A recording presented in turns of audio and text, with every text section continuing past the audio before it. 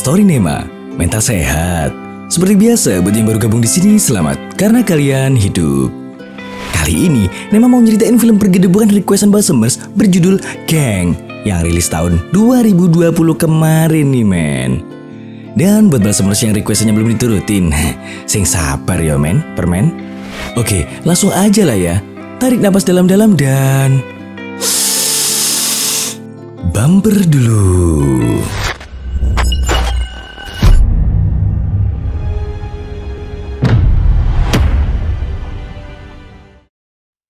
Dongeng dimulai dengan kemunculan seorang bocah SMA yang bernama Ji-Hoon. Ini kampretnya. Dan saat ini, dia dan kakak gemesnya, Ji-Hye, lagi disidang tuh sama kepala sekolah. Soalnya, si kampret Ji-Hoon ini buadunya minta ampun dan kepala sekolah udah gak bisa ngebiarin Ji-Hoon terus ngerusak reputasi sekolahnya lagi. Ngedenger kalau sang adik harus di DO, Dek Ji-Hye cuma bisa nerima permintaan kepala sekolah dengan lapang dada men. Soalnya, mereka berdua gak punya orang tua yang bisa ngebelain mereka. Akhirnya, kepala sekolah nyaranin Ji buat mindahin adik kampretnya itu ke SMK Daehoon yang notabene muridnya berandalan semua. Tapi karena tutur kata emak-emak ini udah ngerendahin kakaknya, Ji-Hoon pun bertindak men.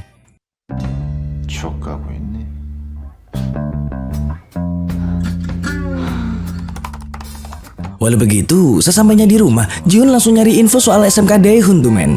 Sampai akhirnya dia nemuin informasi kalau murid-murid di SMK itu isinya berandalan dan mantan napi yang pengen taubat. Ji-Hoon pun tersenyum kesenangan karena akhirnya Ji-Hoon bisa nemuin sekolah yang tepat. Beberapa hari kemudian, Ji-Hoon udah di depan sekolah barunya nih ceritanya. Pas lagi kusyuk-kusyuknya ngelamun, lah kok tiba-tiba.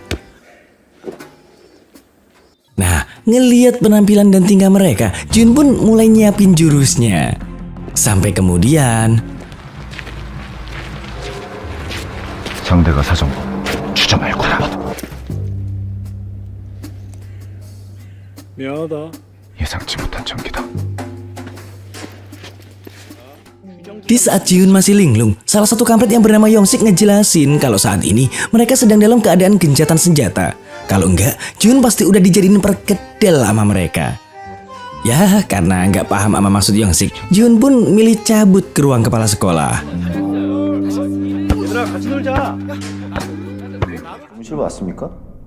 Nah, pas udah di ruang kepala sekolah, lagi-lagi Ji-Hoon dibikin linglung tuh. Soalnya ruangan itu lebih cocok jadi ruang sipir penjara.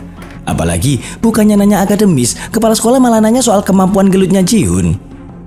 Dan karena ngedenger jawaban Ji-Hoon yang sangat percaya sama bogemannya, kepala sekolah pun langsung ngelulusin Ji-Hoon masuk ke sekolah itu. Ada ya sekolah kayak gini? Singkat cerita, begitu masuk kelas, Ji-Hoon langsung nantangin gelut semua murid di situ dengan gaya kampretnya men. Lah kok yang lain cuma ngeliatin sambil ngupil gitu? Sampai akhirnya lagi-lagi Yongsik ngomelin Ji-Hoon tuh. Hingga kemudian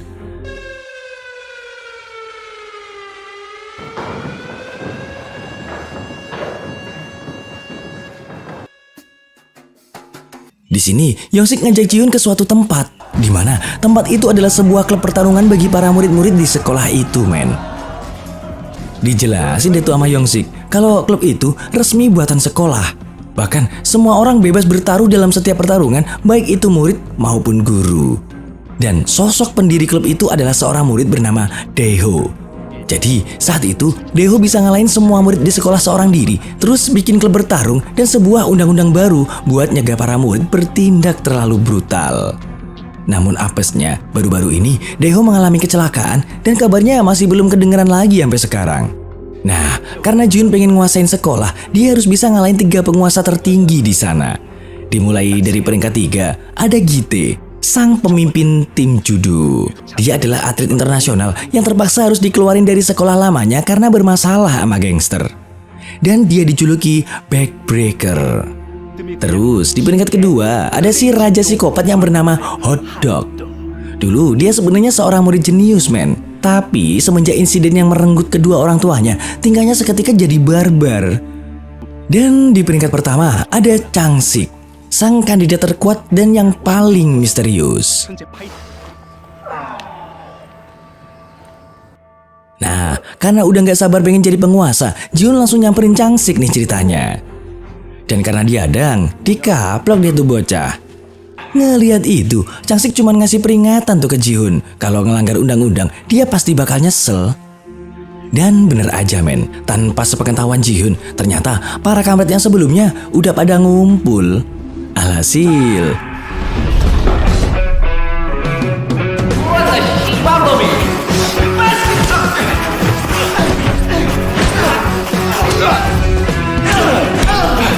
tapi apalah daya, karena dikeroyok 6 orang sekaligus, Jiun pun tepar dan malah dikerjain tuh sama geng kampret.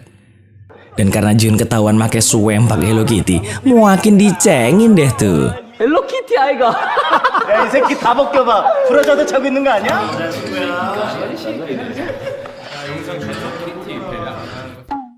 Gara-gara kejadian itu, besoknya nih kampret cuma bisa ngumpet di atap sekolah men.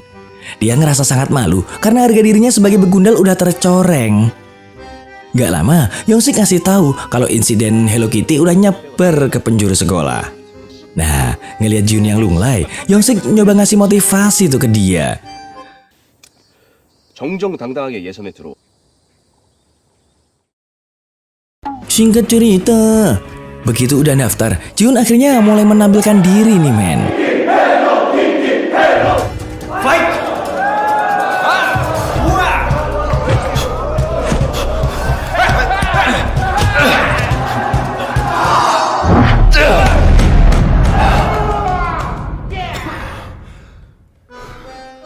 Dengan kemenangan yang tak terduga, para penonton dibikin shock tuh.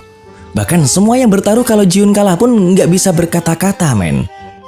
Dan semenjak hari itu, julukan Hello Kitty pun semakin melambung karena dia selalu menang di setiap pertarungan. Jiun juga ngajak Yongsik sebagai partner sekaligus manajernya supaya para penonton bertaruh ke Jiun biar mereka dapat banyak cuan. 할 수 있다. Tapi di sisi lain, kepala sekolah mulai kesel tuh men. Soalnya semua jagoannya dikalahin Jiun, yang tentu aja bikin dia kalah taruhan terus sama guru-guru yang lain. Alhasil, kepala sekolah pun mengutus salah satu dari 3 penguasa tertinggi, yaitu Kite, buat neparin Jihoon men. Tentu aja, ngedenger kalau Jihoon bakal ngelawan Kite, Yongsik langsung panik tuh. Dan tepat di saat mereka berdua lagi ngomongin soal Kite, lah kok Kite-nya tiba-tiba nongol dari belakang.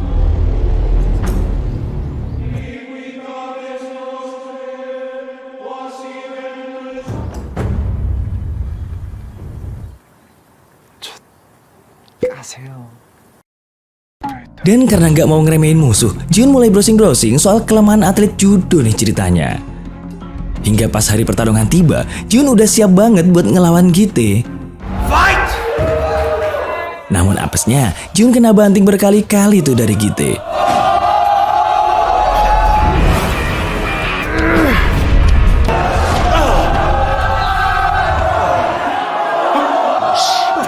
Sampai akhirnya, dengan berbekal informasi dari internet, Jiun pun mulai melepas jaketnya men. Karena dari informasi itu, atlet judo bakalan susah ngebanting kalau lawannya berkeringat. Dan bener aja, mulai dari sinilah epic comeback pun terjadi.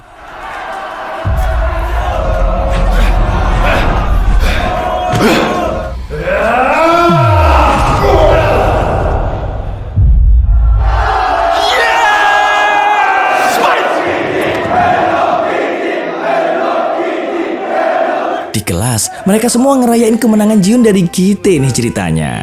Sampai tiba-tiba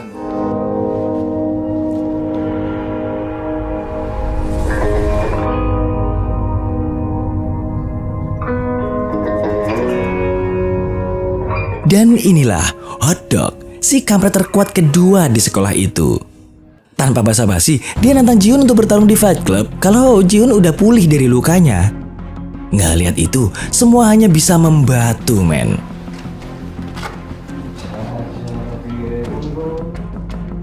Setelah tantangan itu, Jiun mulai galau tuh. Bahkan dia sampai ngundi pakai koin bakal kalah atau menang dari Hotdog. Sampai tiba-tiba Nggak disangka, ternyata kemunculan Changsik itu adalah untuk nyemangatin Ji-hoon, men. Karena menurut dia, Ji-hoon cuma butuh percaya diri doang buat ngalahin Hotdog. Singkat cerita, pertarungan antara Hotdog dan Ji-hoon pun dimulai. Di sana juga ada Changsik dan Gite yang pengen nonton pertarungan Ji-hoon. Awalnya sih, Ji-hoon bisa numbangin Hotdog dalam sekali pukul. Tapi anehnya, itu malah bikin Hotdog makin liar, men. Dengan selalu menggenggam 2 gantungan kunci Dragon Ball di tangannya, Hotdog justru balik mendominasi pertarungan dan bikin Ji-hoon bener-bener terpojok. 당신들께서 주신 손오공의 힘으로 여기서도 잘 지내고 있어.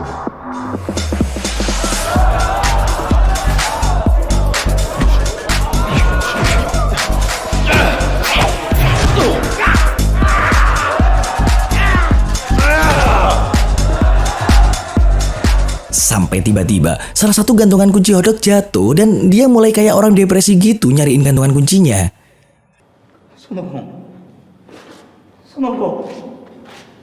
Dari sinilah Ji-hoon menyadari kalau ternyata Hotdog bakal jadi lemah kalau salah satu gantungan kunci kesayangannya itu hilang dari genggamannya. Alhasil, 또라이가 되라.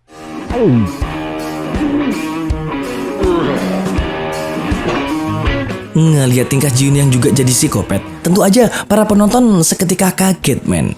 Bahkan Changsik pun tersenyum kagum ngelihat tingkah bodoh Ji-hoon.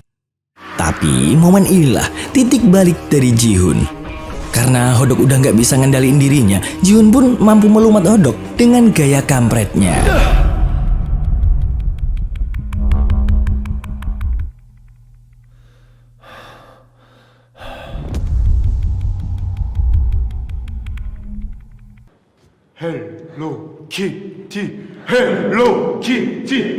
Nah, ngelihat kemenangan sang Hello Kitty, tentu aja semua orang bersorak penuh euforia tuh. Bahkan Gite sama Changsik juga menikmati pertarungan itu.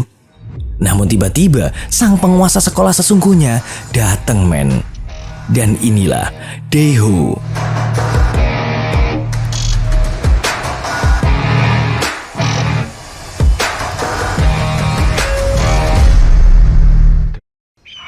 Karena kemunculan tak terduga itulah, Changsik ngajak Daeho buat ngobrol serius di ruangan khusus nih, men. Namun faktanya, semenjak insiden yang dialami Daeho, prinsip dia sekarang adalah untuk ngabisin siapapun yang gak tunduk sama dia. Jadi, dia berniat buat ngehapus undang-undang yang dia bikin, ngebubarin klub pertarungan, kemudian menjadi sang raja tunggal di sekolah itu. Tentu aja, Changsik gak terima dong. Dia pun nantang Daeho buat duel 1 lawan 1 secara jantan. 대가리에 철 박았냐 이 씨발 새끼야.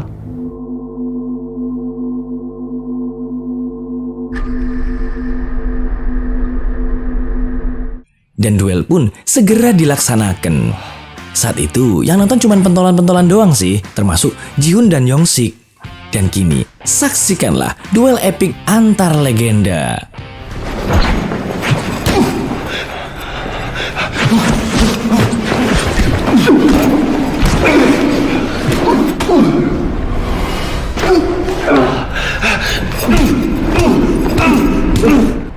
Namun sayangnya, si Daeho ini emang terlalu OP, men. Sampai-sampai Changsik dibikin sampai hampir mokat.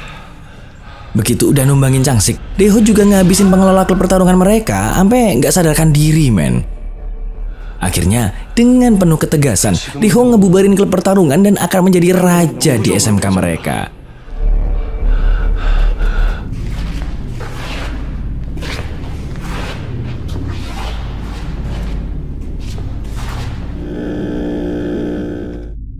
Semenjak kejadian itu, semua murid penguasa di sekolah itu dihabisi Daeho satu persatu, men. Bahkan, Daeho berhasil bikin Hotdog dan Gite sampai dirawat di rumah sakit. 더 이상 Sedangkan Changsik mutusin buat cabut dari sekolah dan ngilang entah kemana.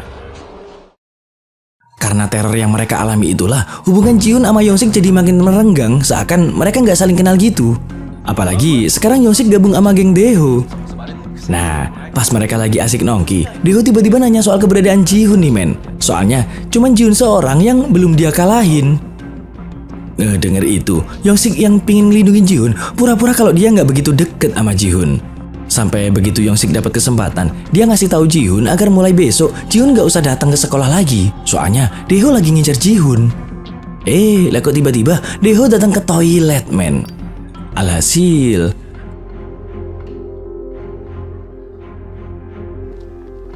namun siapa sangka gak lama Yongsik dipanggil tuh sama Daeho. Dan faktanya Daeho tahu kalau Yongsik udah nyuruh Jiun agar besok gak datang ke sekolah. Tanpa basa-basi, Yongsik pun langsung dihabisi dengan brutal, men. Pas Jiun mau pulang, tiba-tiba dipanggil tuh sama salah satu anak. Tuh cowok ngasih tahu kalau Yongsik dalam bahaya. Ngedenger itu, Jiun pun langsung cabut nyamperin Yongsik. Seketika, dia langsung shock tuh begitu ngeliat kondisi Sohib sepertonjakannya itu. Namun tanpa Jiun sadari, Daeho tiba-tiba datang terus ngancem kalau besok Jiun harus datang buat gelut sama dia. Tapi ngedengar itu, Jiun cuma diem dan meluk Yongsik yang sedang terluka, men. Besoknya, Jiun ninggalin Yongsik biar dirawat di rumah sakit, sedangkan dia sendiri dengan penuh percaya diri pergi untuk ngelawan Daeho sendirian. Sesampainya di gudang, Jiun ngeliat Daeho yang lagi duduk santuy nungguin dia. Dan siapa sangka, ternyata Jiun bukan diundang untuk 1 lawan 1, men, melainkan ngelawan 6 orang sekaligus. Alhasil,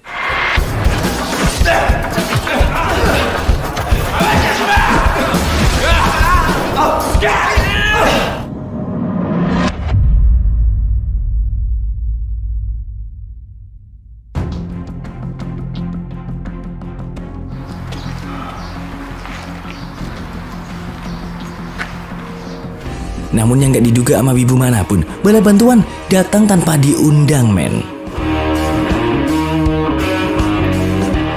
Tanpa basa-basi, mereka langsung turun ke medan perang buat ngebantu Jiun yang lagi dikeroyok para kampret.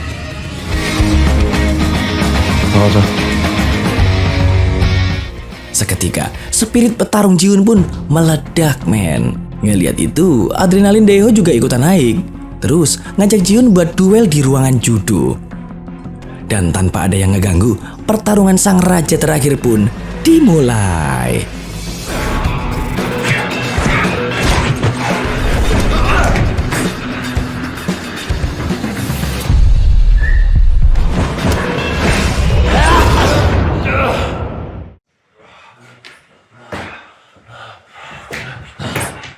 Begitu intensitas pertarungan udah mencapai klimaks, barulah terlihat kalau ketahanan Daeho emang jauh di atas Jihoon. Sambil merangkak, Daeho pun akhirnya menghujani Jihoon dengan pukulan supernya, men.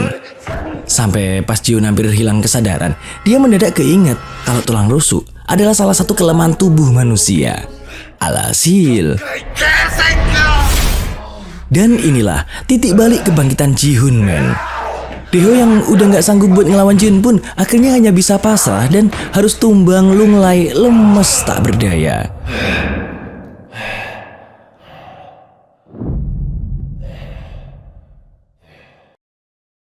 Oke, hari-hari pun berlalu dengan kenceng.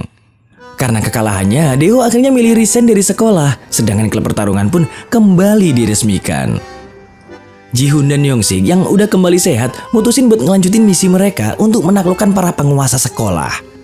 Dan kali ini, Jihoon bakal ngelawan orang yang selama ini udah dia tunggu-tunggu, men, yaitu Changsik. Sampai kemudian,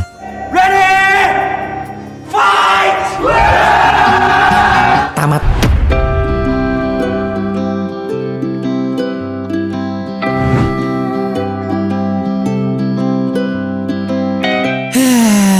Nyerocos mulu. Ngopi dulu lah. Kapitola Ninja. Ya udahlah ya, tungguin alur cerita seru selanjutnya aja ya, men, permen. Oke, seperti biasa buat para jomblo, segera temukan jodohmu karena daging yang terbelah rasanya lebih nikmat daripada telapak tanganmu. Dan kalau ada yang request film untuk diulas, bisa kalian tulis di komentar ya. Bye.